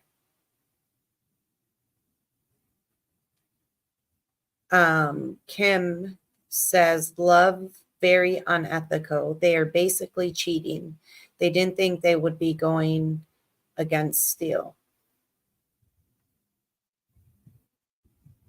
Well, I think they knew who his attorney was because he's been his attorney. I mean, he works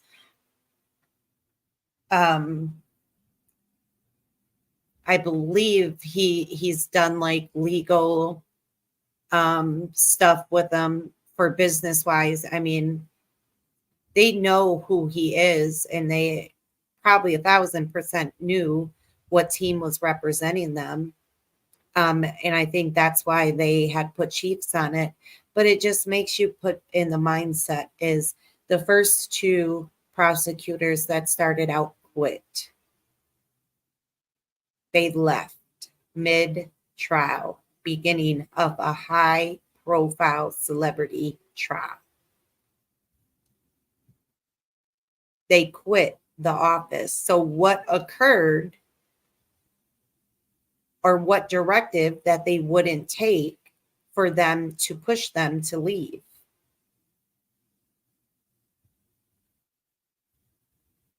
And is that how Mrs. Chief got her title? That she's willing to do whatever it is that you say under the conditions that she does it her way as long as she can get a win? Because that's how she's presenting herself.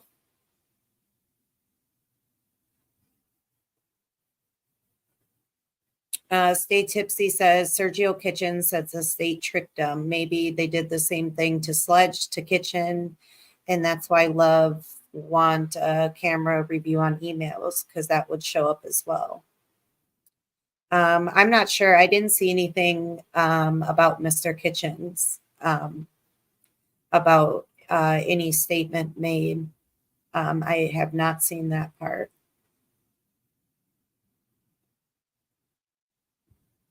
Felicia says, does the defense get to know what's in camera with the judge? I mean, they should know every single part of it. They should have every single part of it. I mean, it depends on what she finds, what's there. Is it still there? Is it not still there? I mean, you would have to do a thorough search, and let's be honest, have to go back years and years. He said they changed the wording up. I know of the one Moontunks the wording was changed several times. There's 8 different ones, but I didn't see where they said anything about Mr. Kitchens. When did you see that, or where did you see that? Did you see it on another platform, or did you see it in court or hear it in court?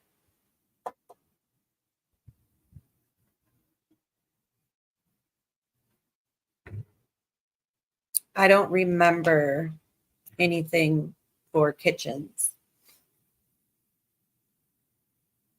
And you have to think of all these small stops that they're having to do. I shouldn't say small, like all the other things that they're having to stop to address with the trial. And there's so many different factors that are happening in the trial that any distraction could go either way in this situation. Said yes, and the same thing.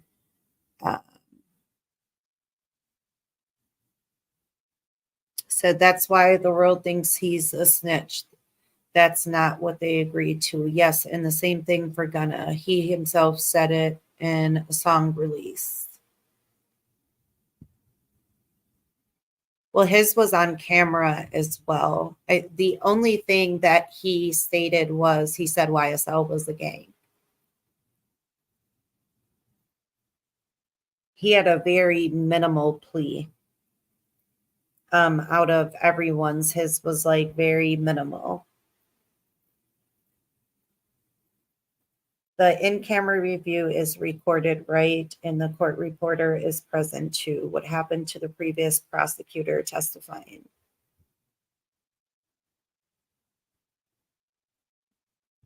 I'm not sure, but I know I would want both of them. I would want Geary and Washer. I would want both of them up there to be able to ask the questions to them because they both quit, and there had to be something that they quit about in a high profile celebrity trial and left the way that they left. And Mrs. Washenhauer, whatever, Wasson something, I'll just say Lizzie, because that's what they had on record. She never came back after lunch.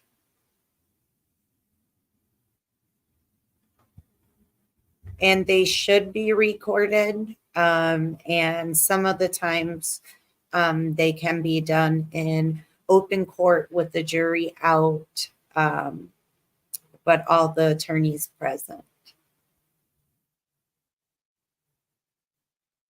But if she does it in her chambers with just her reporter or one of her deputies that are assigned to her for her courtroom, I don't know. But then all of them would have to get on the witness stand, so it's extended time as well. And you did hear Love say that she preferred it in camera review. And is it because there's something in there and it'd be easier for you to say you didn't see it if it's found versus you turning it over? Or do you not want to dig that deep? Because it should not be that difficult. Email chains and threads are very easy to get. You just type in the person's name in the search bar and the entire thread will come up. And that can literally be solidified in 5 minutes. All you have to do is right click each one of them and push print. That is taken care of. Boom, go to your next person, whatever. If it is Kitchens, put in his attorney's name, right click every single one and print. You're done.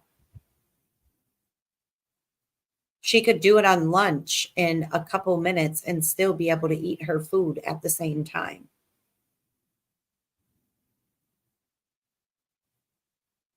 I don't know. I guess maybe my work is OCD, or I just hate things to be drug out like the way that they shouldn't be and have all these extra things because yes, they may be taking their time, but all the defense needs to put pressure that all these stops and delays are continuing these gentlemen in Rice Street. Des says most likely because she got Brady over top of Brady with all of her underhanded behavior. Des, you're right there with me, eye to eye. I feel like if it's found, then the excuse could be used. That was of oversight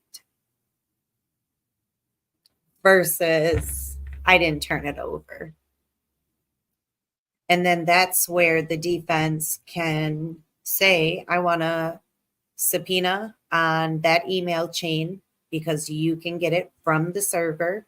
And whoever their email server is, you can also subpoena them and you can say, I want the timestamps on this email. And if they have to get that petty, then that's what they have to do. But it happens and it's happened before. I know in the medical world, when we used to have medical lawsuits and we would have to do that. That is what occurred. We would have to subpoena to get what it is. If there was like someone had died, there's a medical lawsuit in and it needed to be reviewed, you would have to subpoena the server. And they would tell us exactly when that email was sent from whatever party it was sent from, when it was received by the other party, when it was opened, and if it was reopened, and it also will tell you if it was trashed. And it also will tell you if it was cleared out of trash. And it also will tell you if you had a cleared cache after.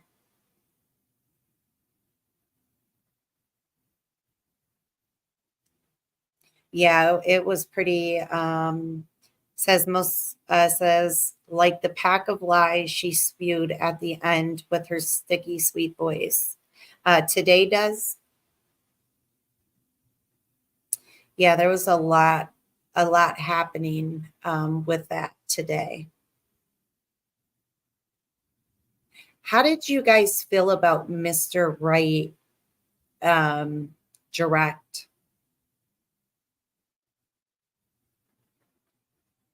How did you guys feel like him being handled?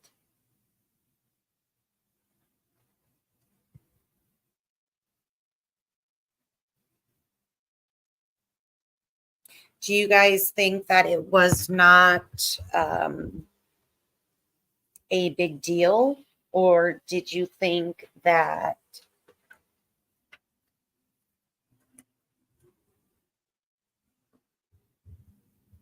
it was distasteful to almost deal with him as he's a witness?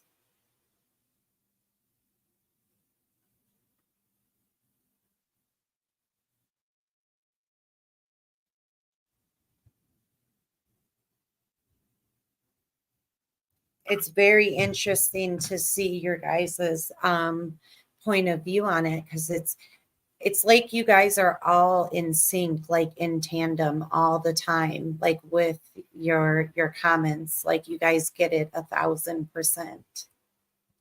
1,000% for all the things that are constantly occurring on an everyday basis. But it was really interesting to me was some of the approach that was taken with Mr. Wright as an attorney. Even to some of the questioning that they had with Mrs. Bumpus, the same way. When the judge took over some of the questioning, my mouth just dropped. Like I could not even believe that. Like I have never seen a judge take over questioning.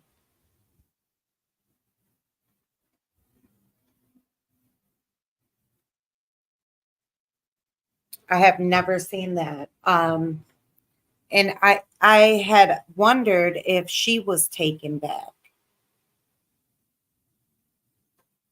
by it. It puts you in the mindset.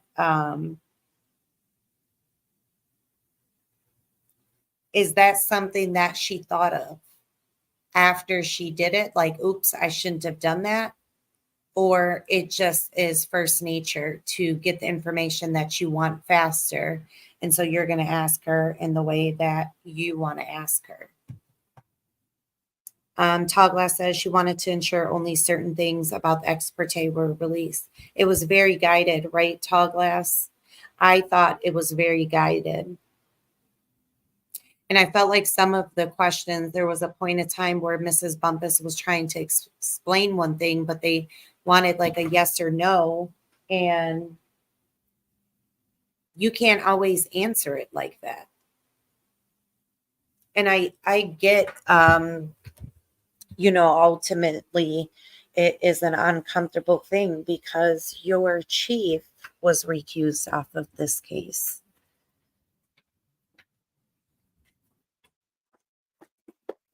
And so there's going to be different feelings because of that.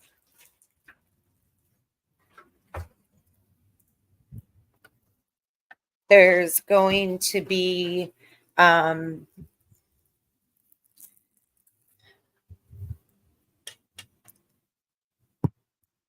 I feel like it goes without saying because it is her chief. And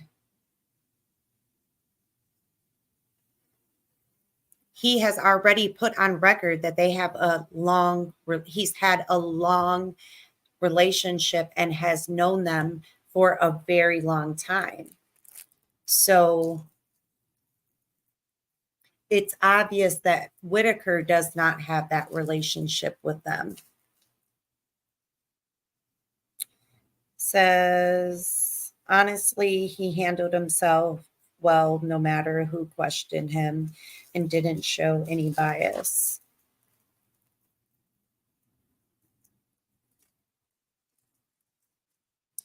I think you can only do so much because when you have a client that has taken a plea deal and they may have to go testify or whatever, the last thing that you're going to think is you as an attorney is going to be on that same exact witness stand as your client.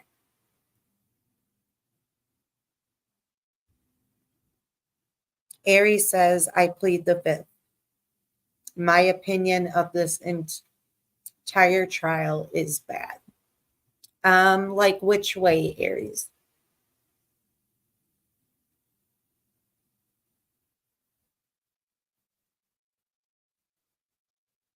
Says, and just the thing, she probably already knows he does things like this and how he acts.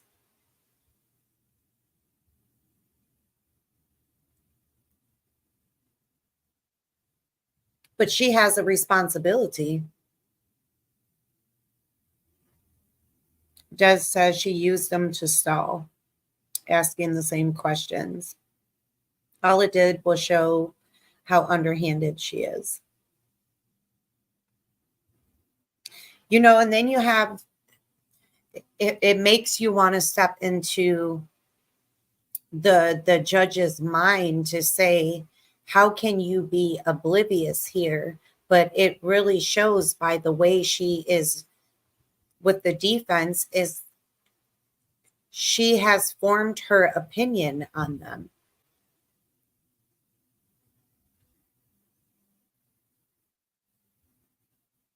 It says, watch tomorrow. She's going to be pissed if she has to hear audio or watch video work with no transcript.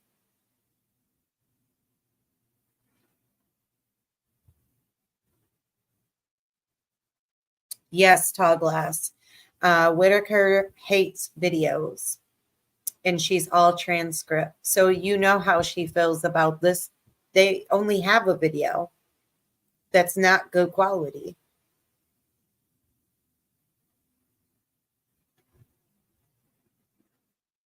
Tall Glass says that's her character. Meg Creation says, I'm sorry, Miss Bumpus had me confused. Laugh out loud. For someone with 9 years of experience as attorney, I expected more clarity. I said, with her not being as seasoned and she's in a courtroom full of veterans, I'm pretty sure she took away from this of things that she could have done better. And I think she'll be more prepared on the next one, that if she is in a meeting and if you are escorted into chambers and you don't see the defense and you're sitting in a meeting with your client, you're absolutely going to take notes to reflect back on. But even, when she had came out with Woody and said, were the transcripts complete? And he shook his head and said, that. And she started laughing. I think,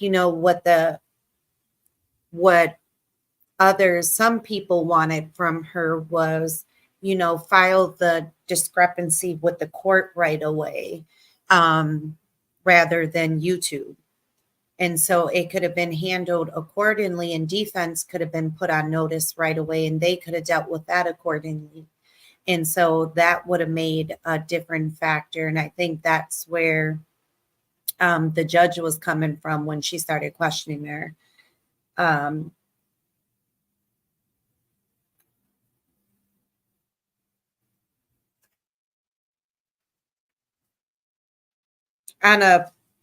It's definitely a learning experience. I tell you that. I mean, I don't know how she feels about how she testified or what she would do differently.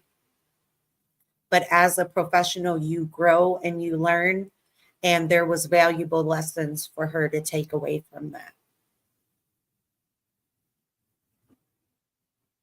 Because even though social media is popular, there's like a real fine line when you hold professional stances.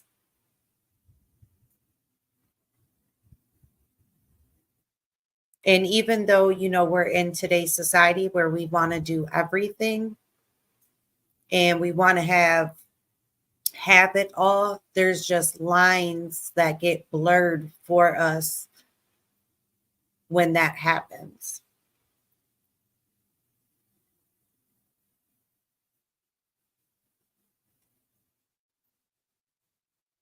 But we can't forget that these are really big things that, they ultimately affect the defendants.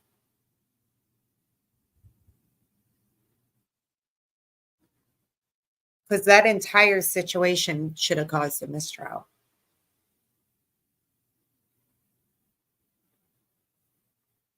Tallglass says, she doesn't understand what these guys say. She needs transcript, yet trying to decipher language. She knows nothing about making all kinds of assumptions on their verbiage.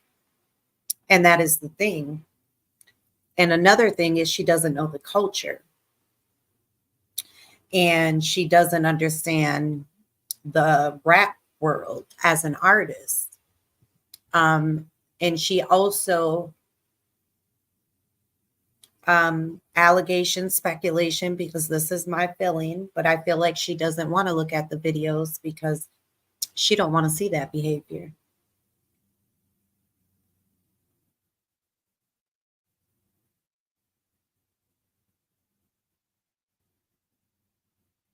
And it's like you can't sit in a trial the way that we're seeing this unfold every single day and see these type of things happen and expect the people to have total faith in you.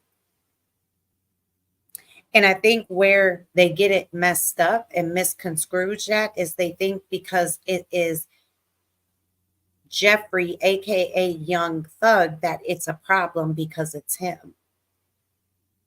They shouldn't be doing anyone like this.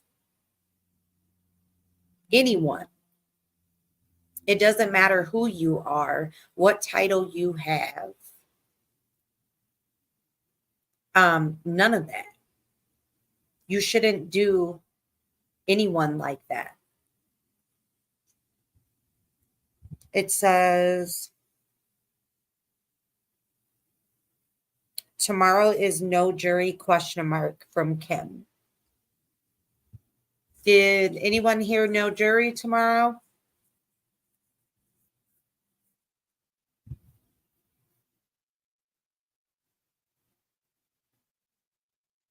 It says you have a DA and judge, don't know nothing about what they're trying.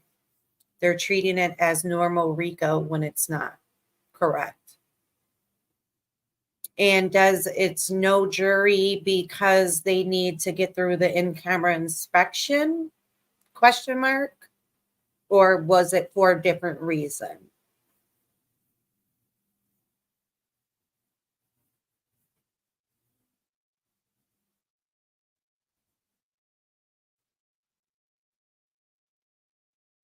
What's tomorrow? Tuesday? Wednesday?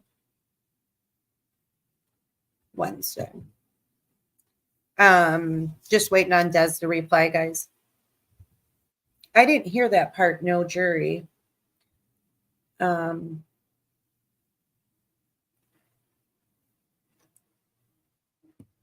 was working on the letter at the same time, listening in.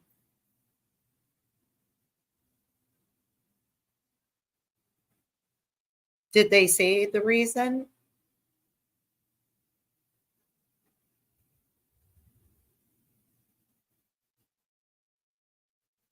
It says for different reasons and some motions that were filed, like Harvey's motion for nested hearsay.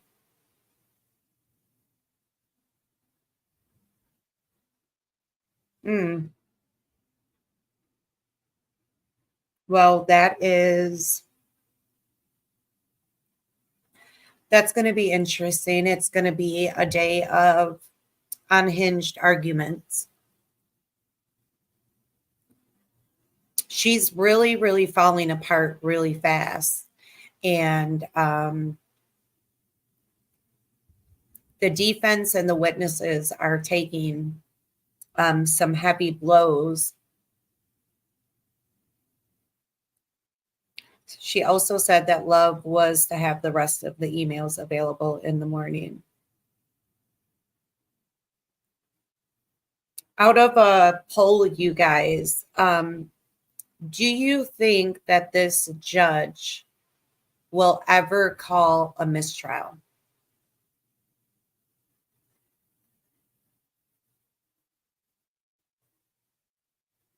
With where we're at now, at the rate it's been going.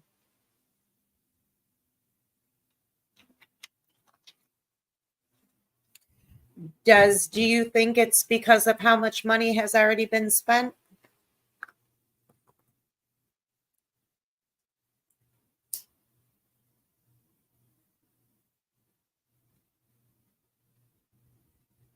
The city cannot afford to do this twice, I tell you that.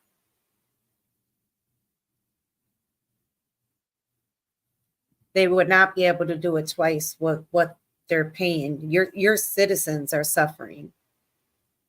Your inmates are suffering. Your jail conditions suffering. Your relationships are suffering. There's not good working relationships as it's been displayed. And they said that it's being ran by characteristics and not law and policy, which I thought it was crazy that the Senate had come out and say, you don't own that property. It's not yours. The taxpayers own it. And because you have the power, that's not going to do the job. You have a job outlined by law that you must do. And I mean, he was sitting right there in attendance. So, you know, it had to be an embarrassing moment because they even announced, and, you know, some right here in this room. Des says money and image. These are ego-based people and they don't see their image as been gone down the toilet. Yeah, definitely. It's a ego and power trip. And like I said earlier, you know, characteristics, when you keep displaying them, someone can make a mistake and it could be a very bad mistake and they really didn't mean it. But, you know, you don't see typically that behavior out of them, so you can excuse it. Like, that's not the situation here. Like, this is her behavior with everyone. She treats everyone on that same accord, on bully tactics, on loud, smart remarks, being snarky, and responding that way. And it's like, as a professional, like, you have to do better. And you have a public image that you have to uphold for the people, because ultimately you have to run to get in seat. She wants a head DA position, hence why she ran for it. But your image is what the people get from it. They don't see what your workload and how hard you work on your workload. They see you as a person. And if you have America not liking you for your behavior, they're not hating you because you're prosecuting Jeffrey Williams. They dislike you because of your behavior and what you have displayed. It's the same thing. When you want something so bad, you make critical mistakes. And that's exactly what's happened here. They wanted this too bad that they were willing to put their title, their power, and their bar card on the line for it.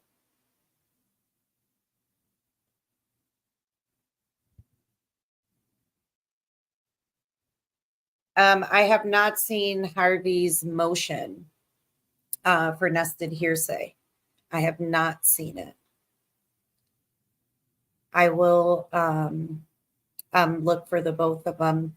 I'm pretty sure it's going to be really interesting tomorrow, to say the least, with the back and forth arguments. But at minimum,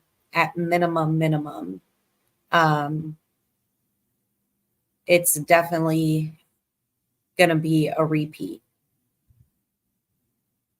It's going to be a repeat of exactly what we're seeing, but it's going to be even more intensified, because this week she has been unhinged like never before. So we'll see. And we'll see exactly where she comes from it. I think they said 9 o'clock because jurors aren't in. I think I read that in an earlier comment where they said it was going to be 9 o'clock start time. So I'm not sure. I'm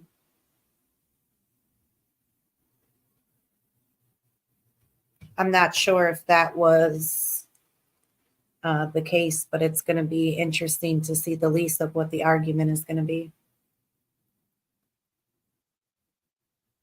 and how they're going to bring it. I mean, still, Sharp, Matthews, Weinstein won't be there tomorrow. He did say that today. I did hear him say that he won't be there tomorrow. So I'm not sure. So we'll see. It's going to be interesting.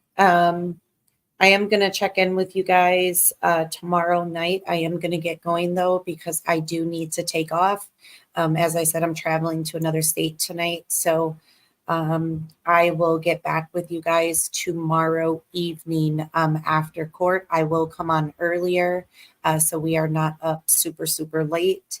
I hope everyone has a great night and have a great day tomorrow. And I'll see you guys back here tomorrow evening after court. As always, guys, stay blessed. Have a good night. Bye-bye.